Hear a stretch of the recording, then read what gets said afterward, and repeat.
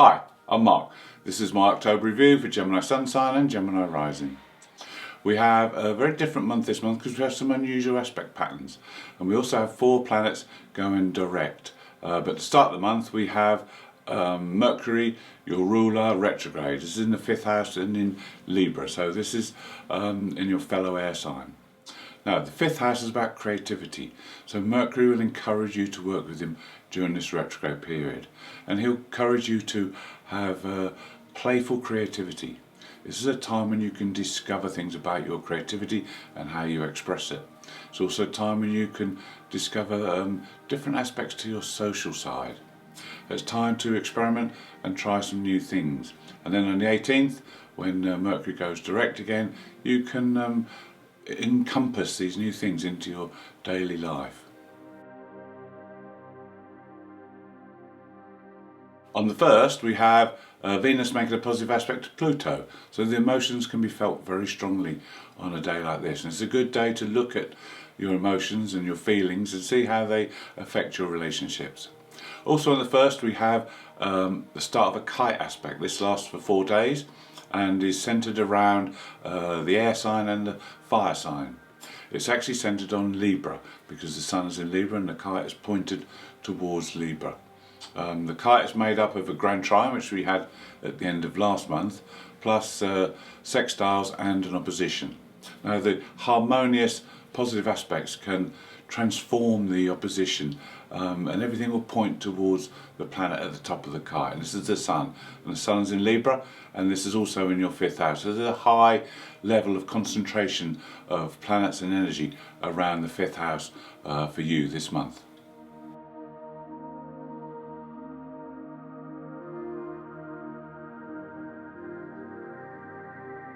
The kite can be a big driving force.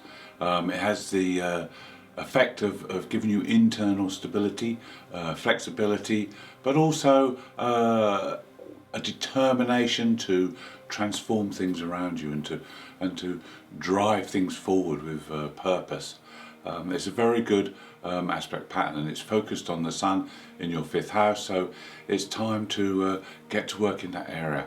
Use your talent, because the sextiles will bring out your abilities and talents, so that you can use them in a constructive way. The opposition, which points to the sun, is also the spine of the kite.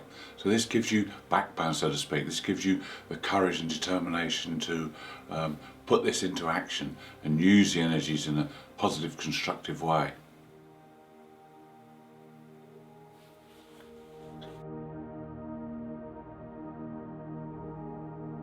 On the 3rd, Mercury makes a positive aspect to Jupiter. Jupiter's in Aquarius, your fellow air sign. So this is a good time to use the mental faculties.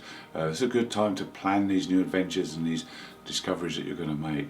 And then once you've got your plan, don't need to stick to it, just go with the flow. If something draws you off plan, let it happen. This is all about self-discovery this month. Then on the 5th we have a conjunction, a great conjunction between the Sun and Mars, and these two work very well together. So your energy will be very much concentrated in this 5th house, and this is a time when you can achieve. This is a time when you can be creative, but it needs to be in a physical sense rather than a mental sense. So if you've got any projects that will involve a lot of energy and creativity, this is the time to get it started. You have 6 days working with this very intense energy. On the 6th we have a new moon. The new moon falls in Libra and it's in your 5th house, so the concentration of energies in that 5th house is becoming very intense, and you should easily be able to tap into this and use your creativity. The juices will be flowing, and start expressing yourself in which way you feel right about, happy about. Also with the 5th house, it's about love. So there could be a very passionate side to you come out now, and you'll be very romantic as well. Children also feature in the 5th house, so there could be extra dealings with children, and there could be a lot of activity around children. With Libra, it's about achieving balance. Balance is all about equilibrium, restoring that equilibrium. If you've lost balance, you can do that easily now. Get things back on track and in line. On the 6th we have our first planet going direct. The planet's Pluto, he's in your 8th house. So this is the house of Pluto, this is the house he rules, and this is the house of transformations. So now as Pluto moves from the dark into the light, it's a time to start making transformations. Then on the 9th we have two aspects. The first is Mercury joining the Sun and Mars in that conjunction in the 5th house. Now it's a good time to look within as Mercury is retrograde. Look with Mars where you're wasting energy or time on things that are not necessary. And with the Sun, look at where your light is. Is it shining brightly or is it dull? If it isn't shining bright, then you need to increase the power of your solar light. Then on the same day, Venus makes an aspect to the South Node. This is a conjunction. Now, the South Node connection here means that people could appear from your past, reappear, and this can always lead to karma drama. This is one thing that we really want to avoid. If something crops up from the past, we've already been there, it's got nothing new to teach us. So we need to look to the North Node, and that's our way forward. So if we have negativity coming back in our life, we need to look for a positive way forward and try and leave the negativity behind. On the 11th we have a positive aspect between Chiron and the Black Moon Lilith. Now if you remember from previous months, we have the Black Moon Lilith is in your 1st house. And this is about you learning to be an individual in your own right and not needing the approval of others. This aspect can really help with this. This lasts for 2 weeks. This can really be a time when you can work on being an individual in your own right, being different. Not so different that you stand out like a sore thumb, but to just bring in small things that can make you different from other people. And also with this aspect from Chiron, you can help other people, you can help your friends, because Chiron's in the 11th house. So you can help your friends to overcome any inhibitions that they feel and to express themselves as a unique individual. Saturn will help as well, because Saturn turns direct on that same day. He's the 2nd planet we have going direct, and he'll help steer you and guide you along your new path.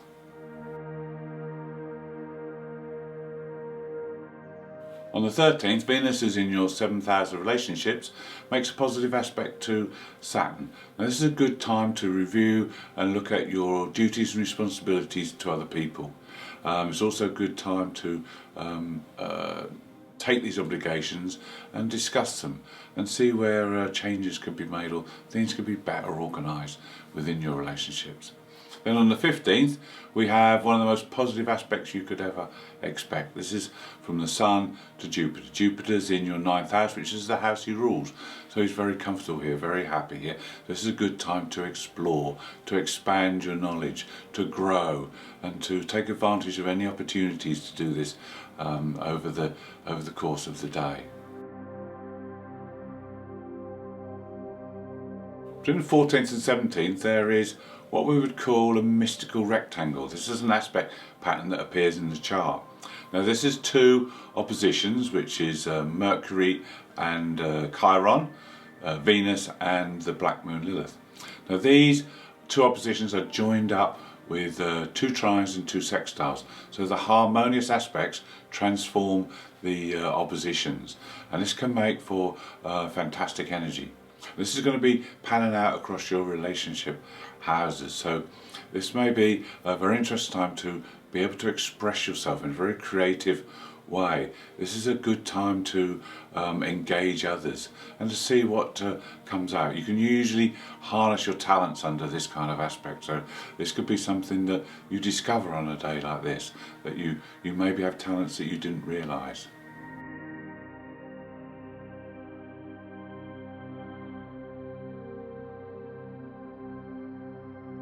On the 16th we have our 2nd kite configuration. This time, rather than the Sun being the focus, Mercury is the focus. So all eyes on Mercury, but Mercury is retrograde. But this will change, because on the 18th, halfway through the kite configuration, Mercury turns direct.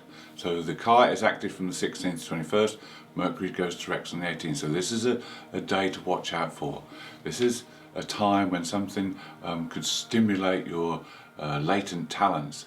You have the dynamism of the grand trine, but also you have the impetus of the opposition and sextiles to be dynamic and make things happen.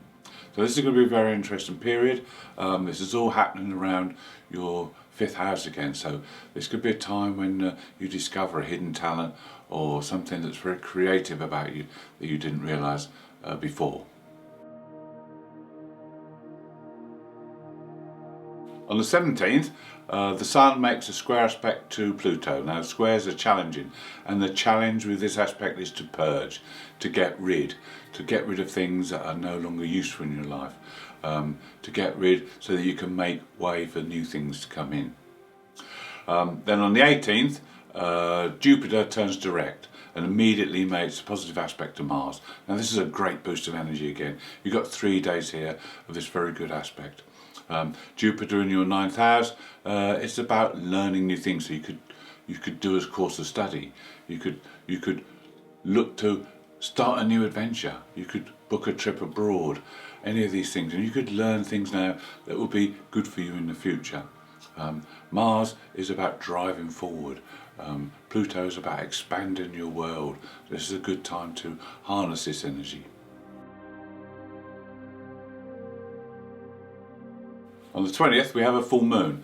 This full moon is in Aries, so this is a time to be bold and brave. This is a time to set new goals because it's in your 11th house. This is a time to have new discoveries. It could be a new beginning that's coming along here. The 11th house is always about friends, so could be a friend in need, or you may take the lead in a group situation. On the 21st, Mars makes a square to Pluto. Now, the challenge with this square is to be ambitious and assertive, but not at the cost of causing struggles with others. And it's also good for putting your physical energy into making transformations and changes, as Pluto's in that 8th house. And it's a good time to harness that physical energy. If you're not using it, if you're sitting behind a desk and you can't get out, then it's best to go to the gym and use that energy in another way.